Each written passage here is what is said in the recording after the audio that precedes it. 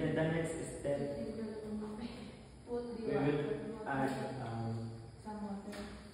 water to both cups.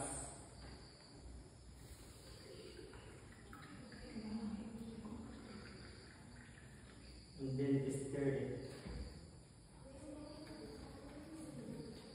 Here, honey.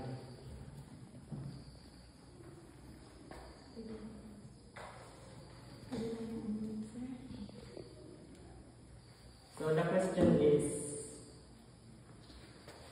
what do you notice about the mixture in each cup? The solid substance are both dissolved. Are both melted by water. What do you notice? Yung iba pong sugar, hindi pa po natutunaw.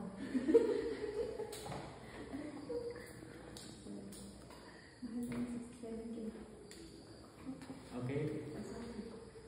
What happens to the sugar in chocolate form?